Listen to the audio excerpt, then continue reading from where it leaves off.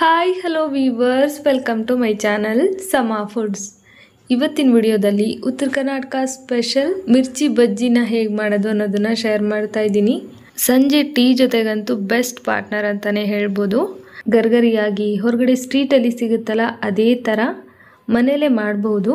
ನಾನು ಹೇಳೋ ಥರ ಒಂದ್ಸಲ ಮಿರ್ಚಿ ಬಜ್ಜಿನ ಮಾಡಿದ್ರೆ ಚಿಕ್ಕ ಮಕ್ಕಳು ಕೂಡ ಮೆಣಸಿನ್ಕಾಯಿ ಸಮೇತನೇ ಬಜ್ಜಿನ ತಿಂತಾರೆ, ಅಷ್ಟು ಚೆನ್ನಾಗಿರುತ್ತೆ. ಹಾಗಿದ್ರೆ ಬನ್ನಿ ಮಿರ್ಚಿ ಬಜ್ಜಿನ ಪರ್ಫೆಕ್ಟಾಗಿ ಹೇಗೆ ಮಾಡೋದು ಅಂತ ಸ್ಟೆಪ್ ಬೈ ಸ್ಟೆಪ್ ನೋಡ್ಕೊಂಡು ಹೋಗೋಣ. ಮೊದಲಿಗೆ ಹಿಟ್ಟನ್ನು ಕಲಿಸ್ಕೊಳ್ಳೋದಕ್ಕೆ ಒಂದು ಮಿಕ್ಸಿಂಗ್ ಬೌಲ್ನ ತಗೊಂಡಿದ್ದೀನಿ.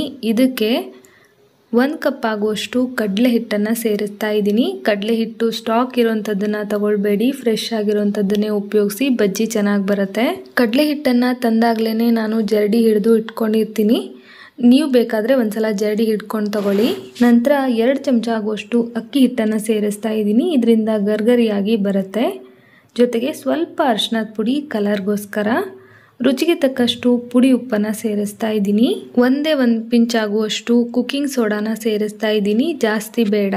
ಇದಾದ ನಂತರ ಅರ್ಧ ಚಮಚ ಆಗುವಷ್ಟು ಅಜ್ವೈನ್ನ ಕೈಯಲ್ಲಿ ತಿಕ್ಕಿ ಸೇರಿಸಬೇಕು. ಮಿರ್ಚಿ ಬಜ್ಜಿಗೆ ಇದು ಇಂಪಾರ್ಟೆಂಟ್ ಇಂಗ್ರೀಡಿಯೆಂಟ್ ಅಂತಲೇ ಹೇಳ್ಬೋದು. ಇದಾದ ನಂತರ ಒಂದೇ 1 ಚಮಚ ಎಣ್ಣೆನ ಚೆನ್ನಾಗಿ ಬಿಸಿ ಮಾಡಿ ಸೇರಿಸ್ತಾ ಇದ್ದೀನಿ. ಇದರಿಂದನೂ ಕೂಡ ತುಂಬ ಗರ್ಗರಿಯಾಗಿ ಚೆನ್ನಾಗಿ ಬರುತ್ತೆ. ಬೇಗ ಸಾಫ್ಟ್ ಆಗೋದಿಲ್ಲ, ತುಂಬ ಹೊತ್ತಿಟ್ಟರೂ ಕೂಡ ಗರ್ಗರಿಯಾಗಿರುತ್ತೆ. ಈಗ ಇದೆಲ್ಲನೂ ಚೆನ್ನಾಗಿ ಡ್ರೈ ಮಿಕ್ಸ್ ಮಾಡಿಕೊಂಡು ಸ್ವಲ್ಪನೇ ನೀರು ಹಾಕ್ಕೊಂಡು ಹಿಟ್ಟನ್ನು ಕಲಿಸ್ಕೊಳ್ಬೇಕಾಗತ್ತೆ. ನಾನು ತಗೊಂಡಿರೋ 1 ಕಪ್ ಕಡಲೆ ಹಿಟ್ಟಿಗೆ ಅರ್ಧ ಕಪ್ಗಿಂತ ಸ್ವಲ್ಪ ನೀರು ಜಾಸ್ತಿ ಬೇಕಾಯಿತು ಅಷ್ಟೇ.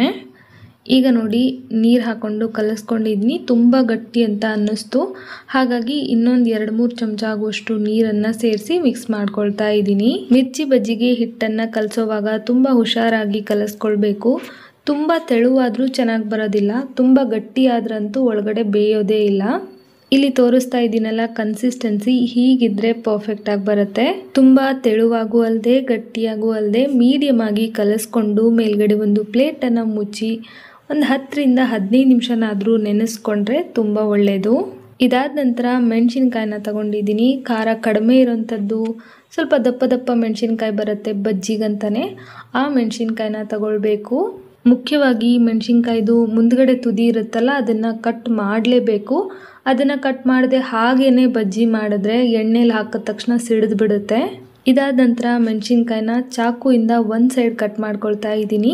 ವಿಡಿಯೋದಲ್ಲಿ ತೋರಿಸಿರೋ ಹಾಗೆ ಓಪನ್ ಆಗೋ ಥರ ಕಟ್ ಮಾಡ್ಕೊಂಡು ತಗೊಳ್ಳಿ. ಎಲ್ಲ ಮೆಣಸಿನ್ಕಾಯಿನ ಕಟ್ ಮಾಡ್ಕೊಂಡಿದ್ದಾದ ನಂತರ ಒಳಗಡೆ ಇರೋಂಥ ಬೀಜನ ತೆಕ್ಕೊಳ್ತಾ ಇದ್ದೀನಿ.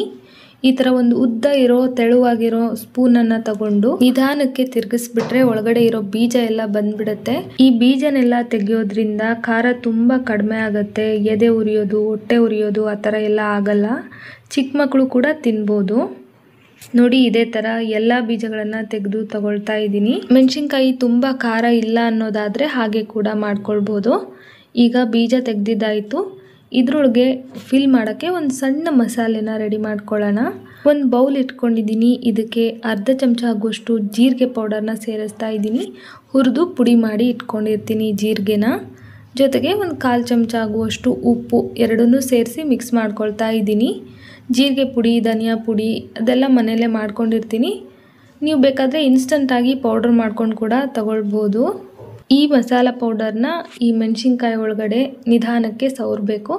ಜಾಸ್ತಿ ಅಂದರೆ ಜಾಸ್ತಿ, ಕಡಿಮೆ ಅಂದರೆ ಕಡಿಮೆ. ಇದರಿಂದ ತುಂಬ ರುಚಿಯಾಗಿರುತ್ತೆ ಬಜ್ಜಿ ತಿನ್ನೋವಾಗ. ಸಪ್ಪೆ ಅಂತಲೂ ಅನಿಸಲ್ಲ, ಖಾರ ಅಂತಲೂ ಅನಿಸಲ್ಲ. ಜೀರಿಗೆ ಹಾಕೋದ್ರಿಂದ ಡೈಜೆಷನ್ಗೂ ಕೂಡ ತುಂಬ ಒಳ್ಳೆಯದು. ಈ ಮಸಾಲೆನ ಜಾಸ್ತಿ ಹಾಕಿದಷ್ಟು ರುಚಿ ತುಂಬ ಚೆನ್ನಾಗಿರುತ್ತೆ. ಜಾಸ್ತಿನೂ ಹಾಕೋಬೋದು, ಕಡಿಮೆನೂ ಹಾಕೋಬೋದು.